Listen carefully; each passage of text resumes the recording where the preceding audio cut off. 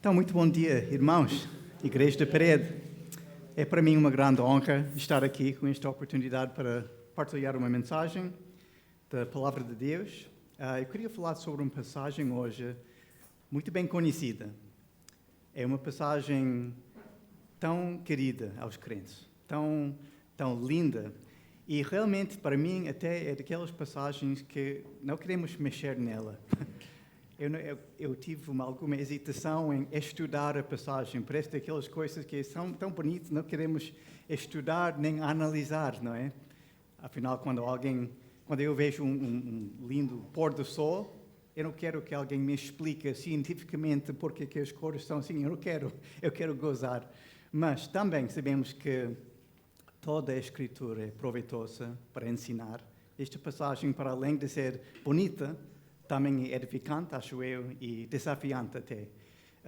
Estou a falar de uma passagem, podemos já abrir as Bíblias em Mateus 11, o Evangelho de Mateus, capítulo 11, e vamos ver versículos 25 a 30.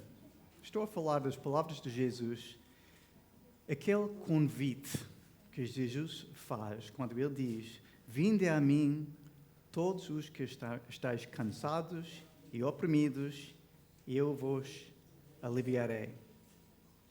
Nos capítulos 10 e 11 de Mateus, podemos ver que Jesus está a enviar os seus discípulos por toda a Galileia para espalhar a mensagem do reino. E embora haja alguns convertidos entre o povo, os líderes religiosos em massa rejeitam a mensagem de Jesus. A mensagem sobre a identidade de Jesus como Messias, apesar de ter testemunhados inúmeros milagres. Por exemplo, em 11:5, podemos ver aqui que Jesus diz que os cegos veem. Imagina só, testemunhar estas coisas. Os cegos veem, os coxos andam, os leprosos são limpos e os surdos ouvem, os mortos são ressuscitados. Mas os líderes de coração endurecidos recusam a crer, recusam a aceitar a mensagem de Jesus. Com tristeza e frustração, Jesus clama àquelas cidades onde se operou a maior parte dos seus prodígios e sinais e milagres e diz: "Ai de ti, ai de vós", porque ele sabe que eles vão ser julgados mais severamente por terem testemunhado tantos milagres e terem rejeitado a Jesus.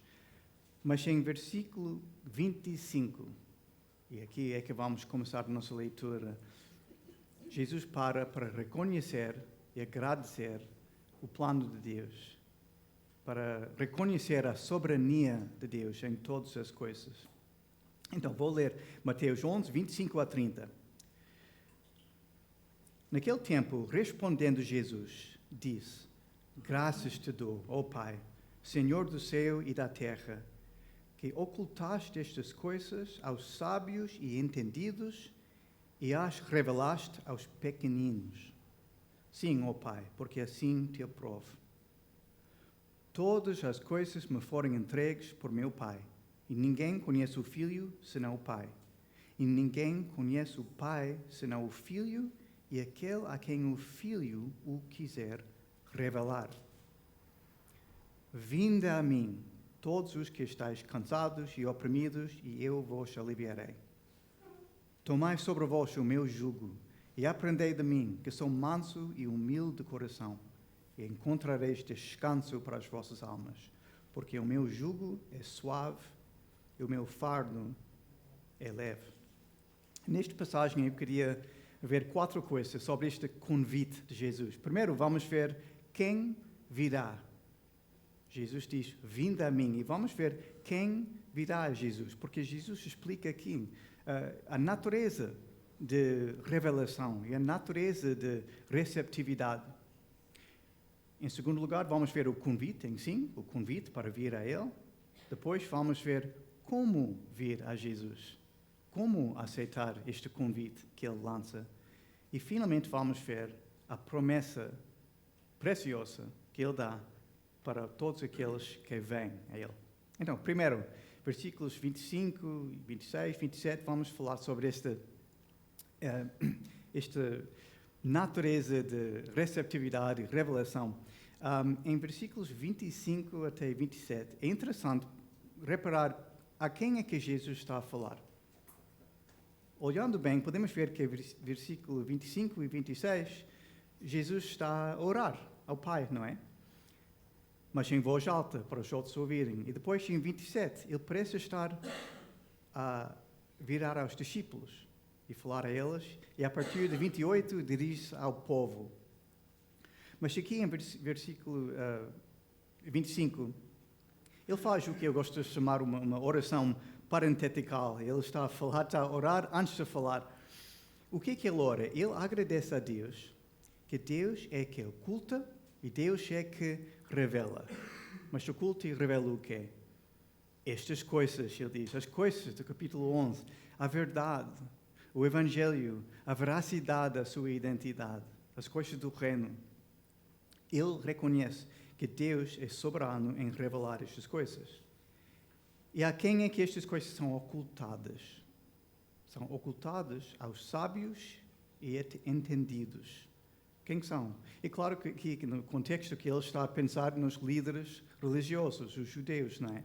Mas são aquelas pessoas que insistem em independência, são os orgulhosos, que não querem aceitar que precisam da graça de Deus.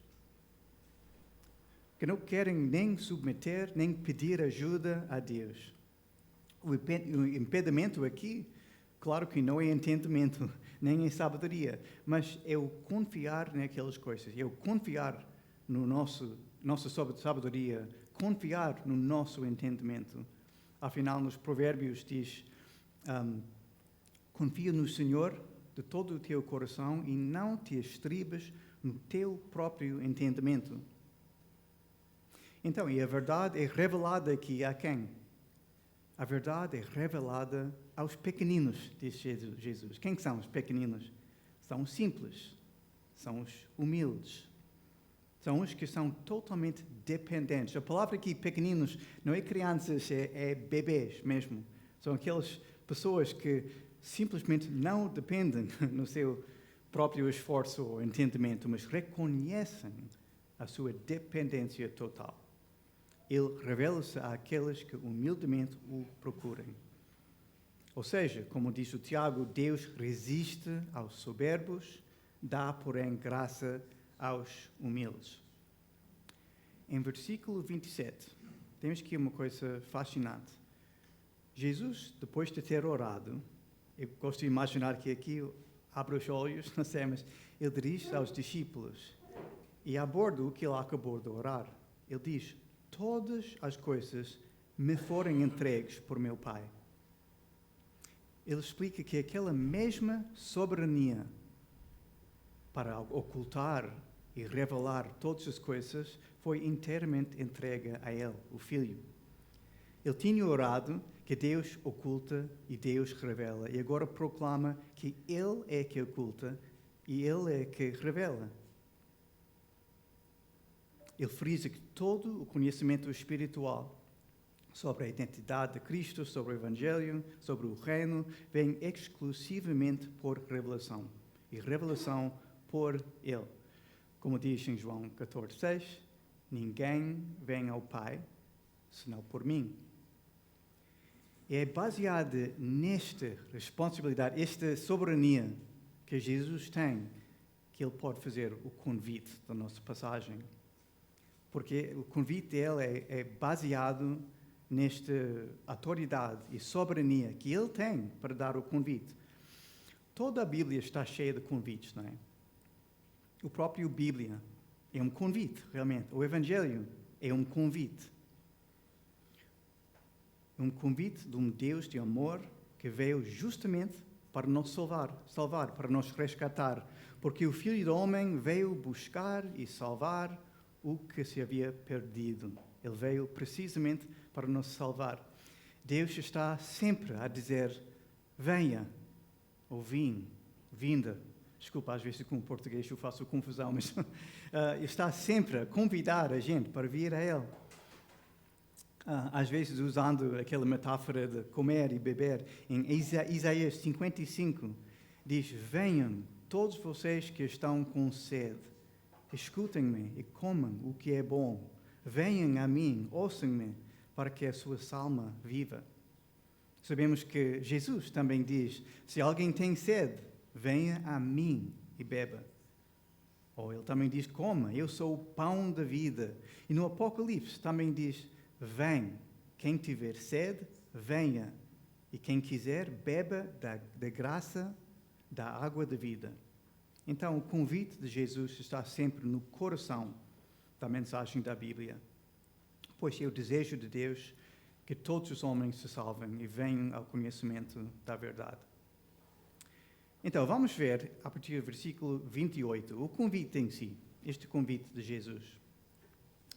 Ele diz, eu vou ler outra versão, venham a mim todos os que estão cansados e sobrecarregados ou oprimidos, e eu lhes darei descanso.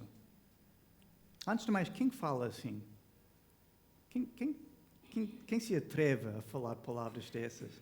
Imagina estar lá naquela multidão e reconhecer o filho do carpinteiro local a falar assim.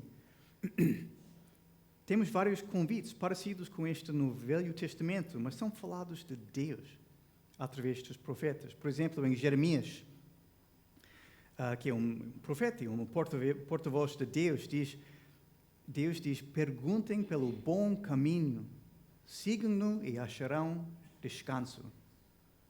Mas Jesus diz, eu sou o caminho, eu dou descanso.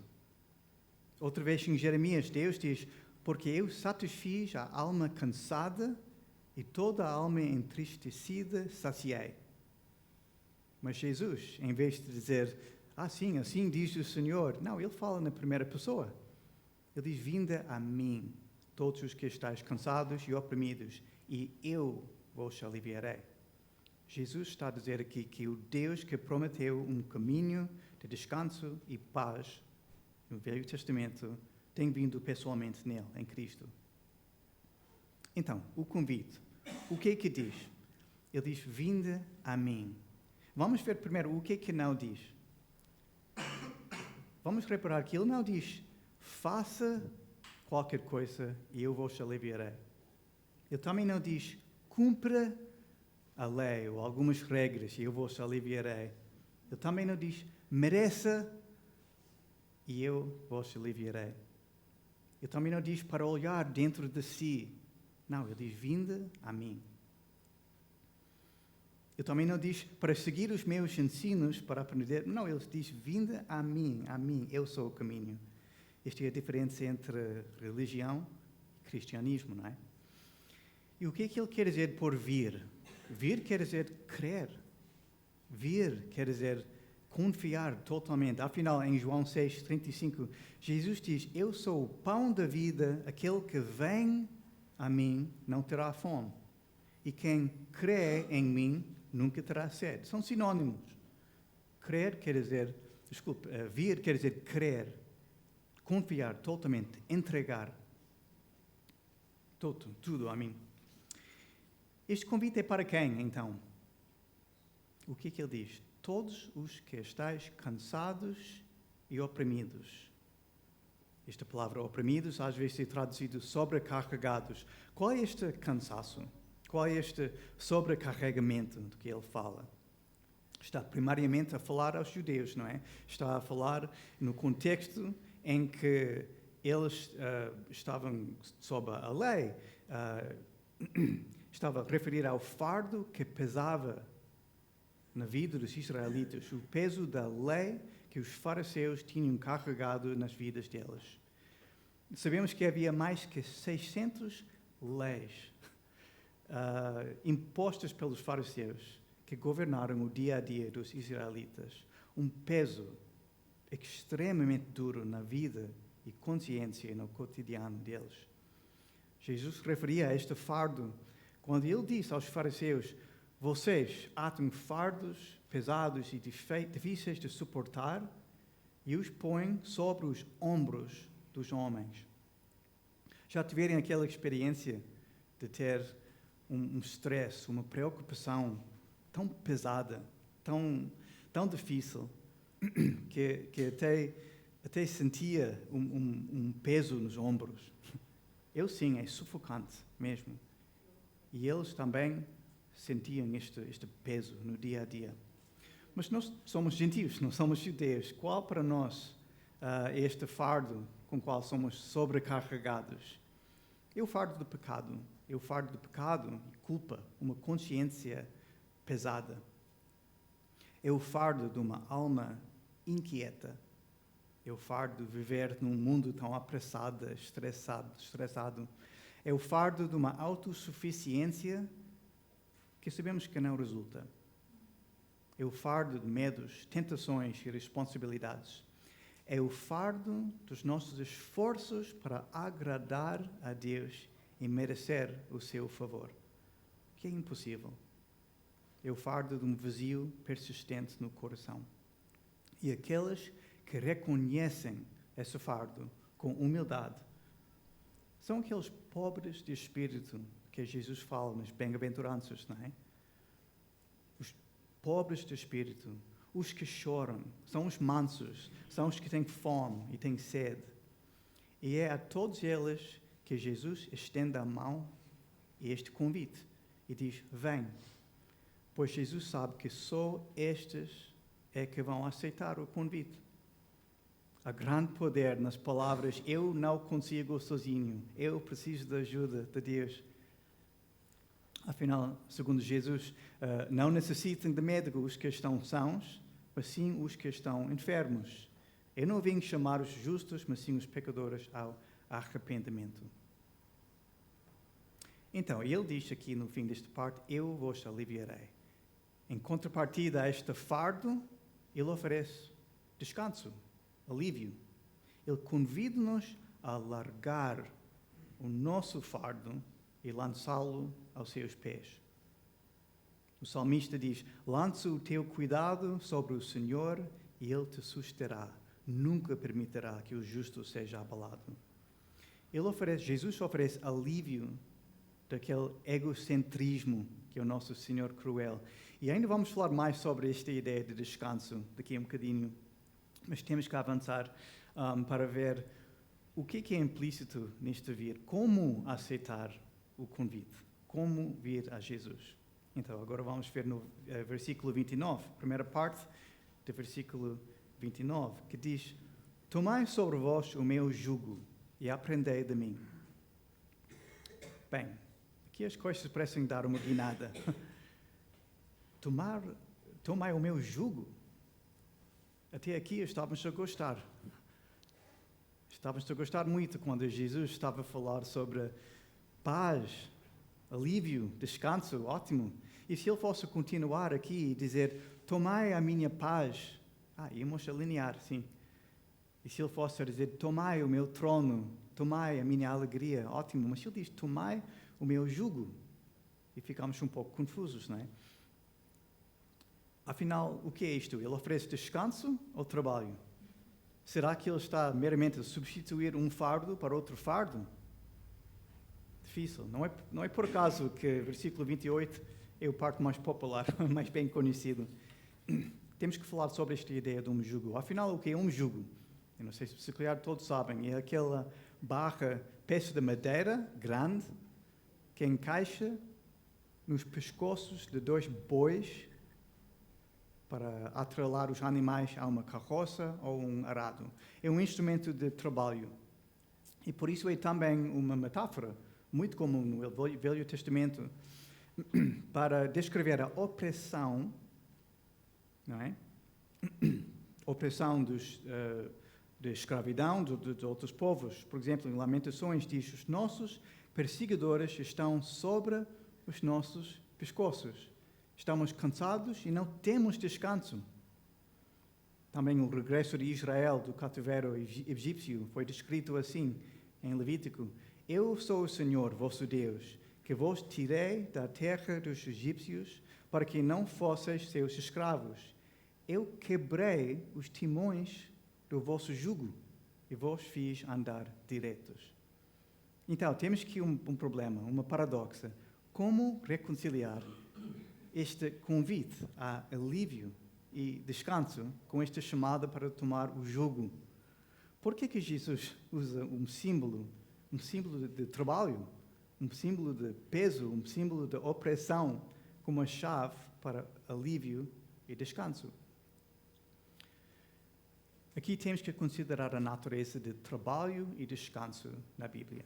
Porque na Bíblia, trabalho e descanso não são opostos. Trabalho é bom. Trabalho é uma coisa boa. Às vezes nós temos a ideia que trabalho veio como resultado ou consequência da queda, mas não era. Antes da queda, no paraíso, o homem trabalhava no jardim. Era parte do nosso propósito, parte do desenho original para o homem. De facto, é mais uma faceta de nós sermos feitos na imagem de Deus. Deus também trabalha, Deus cria, Deus produz. E nós também temos esse papel. E é por isso que nós temos descanso em fazer o trabalho para o qual fomos criados. Em estudar esta passagem, eu aprendi 2 palavras gregas, não sei nada de grego, mas 2 palavras gregas utilizadas para traduzir, são traduzidas para a nossa palavra portuguesa, descanso. As 2 palavras são anapausis e catapausis. Pausis é de onde temos a nossa palavra pausa, é parar, repouso, parar, descansar. E os 2 prefixos, ana e kata, querem dizer, ana quer dizer de cima e kata quer dizer baixo. Ou seja, um dia vai haver um catapausis em que todo o nosso trabalho acaba. Não vai haver mais trabalho, mais sofrimento, mais lágrimas. Não é? É a catapausis, tudo vai abaixo. Todas as coisas más vão abaixo. Mas esta outra, anapausis, é descansar, não sei, para cima. É totalmente diferente. Anapausis quer dizer refrigério, alívio, leveza. Ou seja, não é descanso do trabalho, mas é descanso no trabalho, no nosso trabalho, fazendo o trabalho agradável e leve. E quando Jesus diz, tomai sobre vós, ele não se diz um jugo, ele diz meu jugo. Qual é o jugo de Jesus? Afinal, qual é a obra de Jesus? Nós sabemos, ele diz é para fazer a vontade daquele que me enviou. E é este jugo que ele convida-nos para tomar junto com ele. Ele que é manso e humilde de coração. Curiosamente, esta é a única instância na Bíblia onde Jesus fala do seu próprio caráter. Ele diz que ele é manso e humilde de coração. Era comum juntar 2 bois, um mais forte e com mais experiência, mais velho, se calhar, com um mais pequenino, mais fraquinho, para que este segundo possa aprender como fazer o trabalho.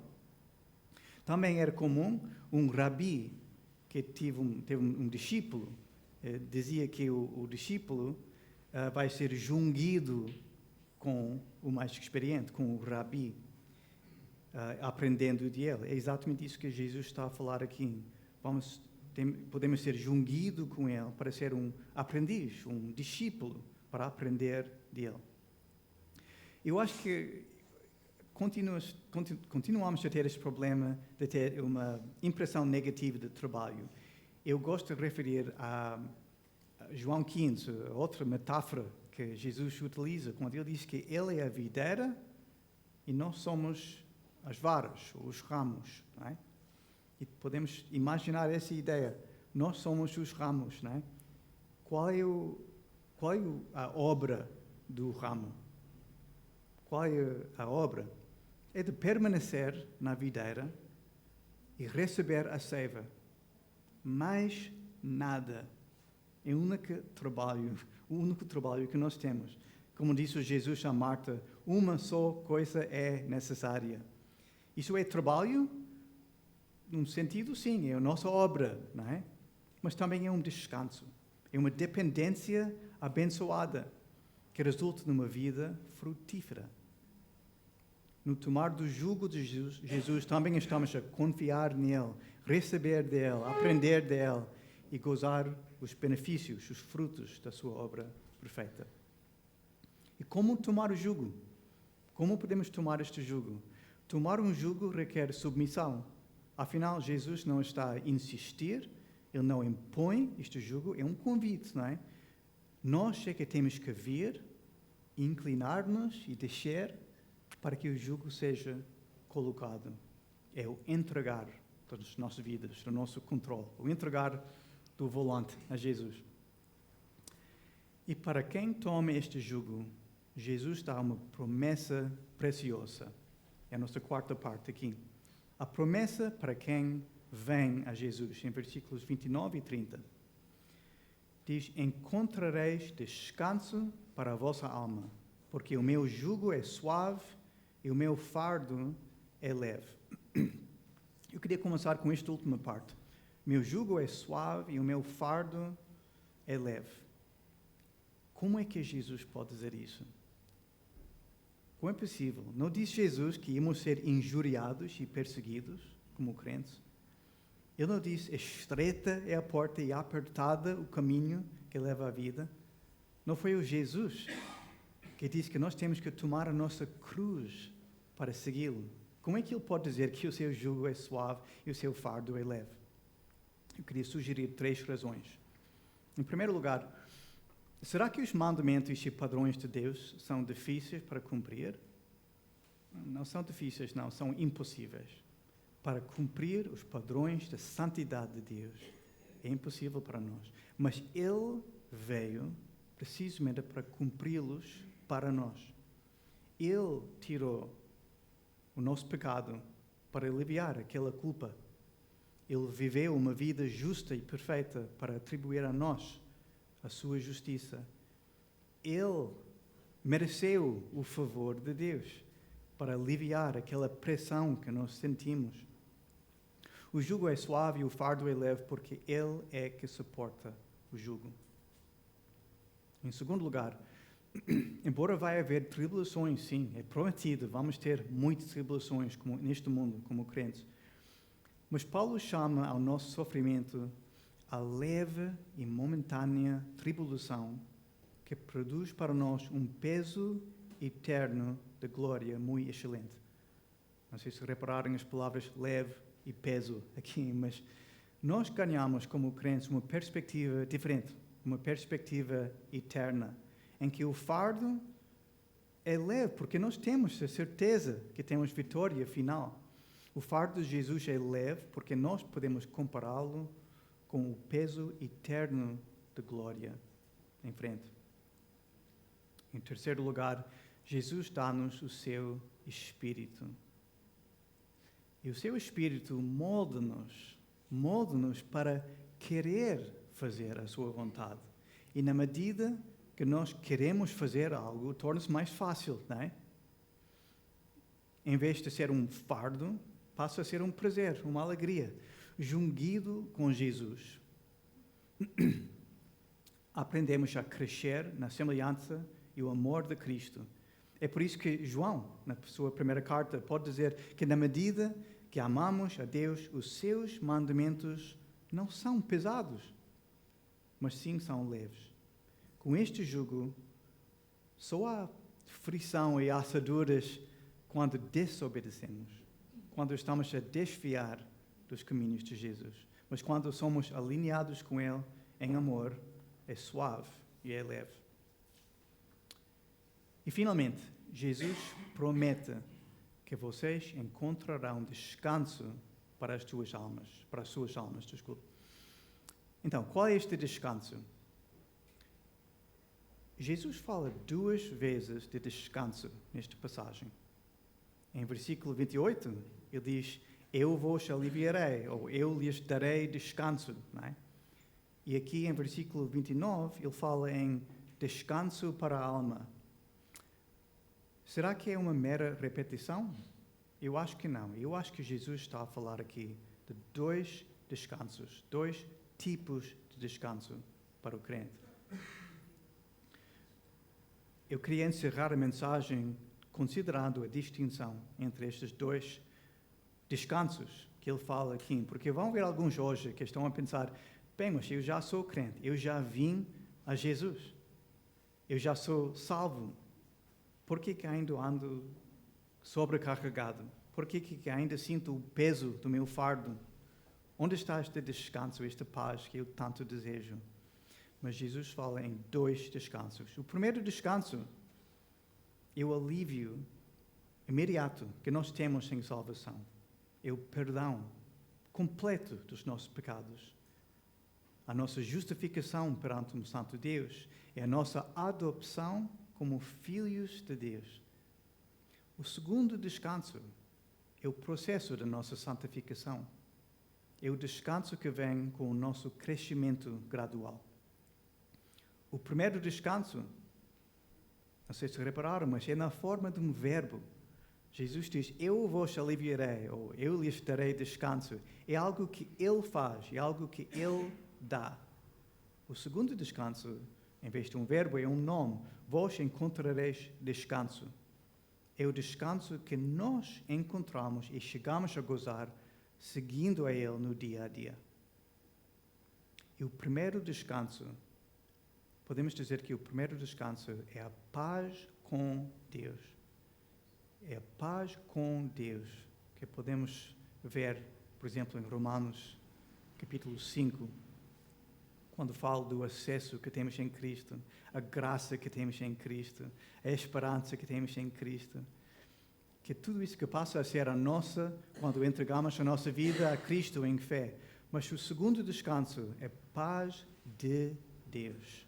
É a paz de Deus que enche os nossos corações. É subjetivo. É a paz de Deus que enche os nossos corações e os nossos sentimentos, na medida que caminhamos jungidos com Ele, confiando nele, que é manso e humilde de coração, e aprendendo dele como discípulos. É totalmente possível termos este primeiro descanso como crentes salvos em Cristo, e ainda precisar do segundo descanso. E o segredo de entrar neste segundo descanso é de tomar o seu jugo humildemente, diariamente e regularmente, aprendendo mais e mais dele.